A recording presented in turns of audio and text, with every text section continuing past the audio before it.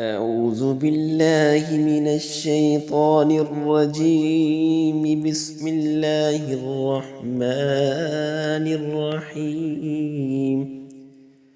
عرفہ میں انبیاء کرام علیہم السلام کی دعا۔ رسول اکرم صلی اللہ علیہ وسلم فرماتے ہیں، عرفہ کے دن میری اور مجھ سے پہلے انبیاء کرام علیہم السلام کی اکثر دعا یہ ہے۔ تو آئیے آپ بھی میرے ساتھ اس دعا کو پڑھ لیجئے۔ لا الہ الا اللہ وحدہ لا شریک لہ لہ الملک ولہ الحمد وہو علی کل شیء قدیر۔ اللہم اجعل فی قلبی نورا وفی سمعی نورا وفی بصری نورا۔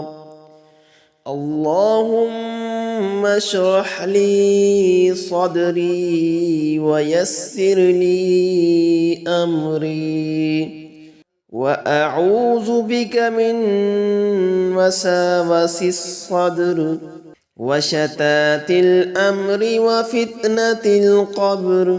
اللهم إني أعوذ بك من شر ما يلج في الليل وشر ما يلج في النهار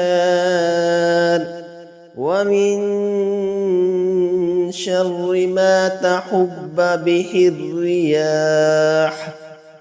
ترجمہ، اللہ تعالیٰ کے سوا کوئی معبود نہیں، وہ ایک ہے، اس کا کوئی شریک نہیں، اسی کی بادشاہی ہے اور وہی ہر قسم کی تعریف کے لائق ہے، وہ ہر چیز پر قادر ہے۔ اے اللہ، میرے دل کو روشن کر دے، میرے کانوں اور آنکھوں کو منور کر دے۔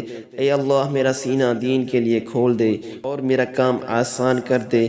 میں دل کے وسوسوں اور کام کی پریشانیوں اور قبر کے فتنوں سے تیری پناہ چاہتا ہوں، رات اور دن میں داخل ہونے والی چیزوں کے شر سے جس کو ہوائیں چلاتی ہیں، شیاطین اور جنات۔ میدان عرفات میں تلبیح کہنا سنت ہے۔